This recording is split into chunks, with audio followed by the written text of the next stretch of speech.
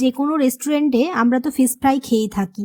একদম Kurkure fish fry বাড়িতে কি করে তৈরি করবে আজকের ভিডিওতে সেটাই শেয়ার করবো। আসসালামু আলাইকুম, কেমন আছো তোমরা সবাই? নতুন একটি রেসিপিতে তোমাদের সবাইকে স্বাগত জানাই। ভিডিও শুরু করার আগে একটাই রিকোয়েস্ট, চ্যানেলটিকে যদি সাবস্ক্রাইব না করে থাকো তাহলে সাবস্ক্রাইব করে দিও, আর ফেসবুক থেকে দেখলে পেজটাকে ফলো করতে ভুলো না। চলো তাহলে ভিডিওটা এবার শুরু করি। মাছ ম্যারিনেট করার জন্য একটা মশলা বানিয়ে নেব। তার জন্য দিয়ে দিলাম হচ্ছে 1 চা চামচ হলুদ গুঁড়ো, 1 চা চামচ ধনে গুঁড়ো, 1 চা চামচ জিরে গুঁড়ো, 1 চা চামচ দিয়ে দিলাম হচ্ছে গরম মশলা, আর দিয়ে দেবো হচ্ছে কালারের জন্য 1 চা চামচ কাশ্মীরি মরিচের গুঁড়ো, 1 চা চামচ আদা রসুন বাটা, আর দিয়ে দিব হচ্ছে 1 চা চামচ পাতিলেবুর রস। তারপর দিয়ে দিব হচ্ছে 2 চা চামচ সর্ষের তেল, আর দিয়ে দিব হচ্ছে স্বাদ অনুযায়ী নুন। দিয়ে খুব ভালো করে আমরা ব্যাটারটাকে মিক্স করে নিলেই আমাদের ম্যারিনেট করার মশলাটা একদম রেডি হয়ে যাবে। অনেকেই আছো ভিডিও দেখে চলে যাচ্ছ, সাবস্ক্রাইব করো না, অবশ্যই সাবস্ক্রাইব করে দিও, আর ফ্রেন্ডস আর ফ্যামিলির সাথে বেশি বেশি করে ভিডিওটা শেয়ার করে দিও। এখানে আমি ফ্রেশ মাছ নিয়েছি, মাছগুলোকে খুব ভালোভাবে ধুয়ে নিয়েছি। এবার একটা বাটির মধ্যে মাছগুলো নিয়ে নিয়েছি। এবার যে মশলাটা আমরা মেখে রাখলাম সেটা মাছের মধ্যে দিয়ে দেব। দিয়ে খুব ভালো করে এবার মিক্স করে নেব। আলতো হাতে মিক্স করে নেওয়ার চেষ্টা করব, বেশি জোরে মেখে নেব না, নাহলে মাছগুলো ভেঙে যাওয়ার চান্স থাকবে।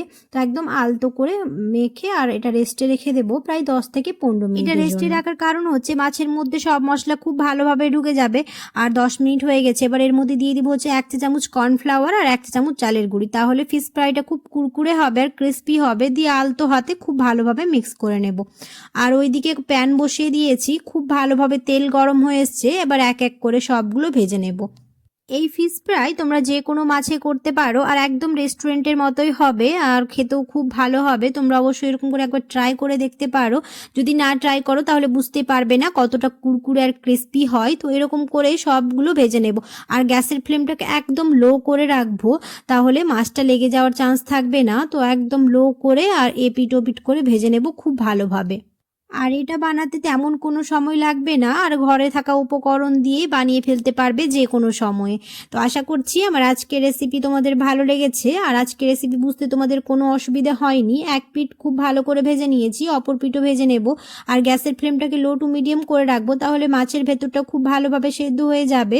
আর খুব ভালো করে ভেজে নেব, তাহলে ক্রিস্পি হবে। আর আমাদের সবগুলো মাছ ভাজা হয়ে গেছে, এবার তুলে নেব। আশা করছি আমার আজকের রেসিপি তোমাদের ভালো লেগেছে। যদি ভালো লেগে থাকে তাহলে অবশ্যই একটা লাইক করে দিও, কমেন্টে জানাতে ভুলো না কেমন হয়েছে।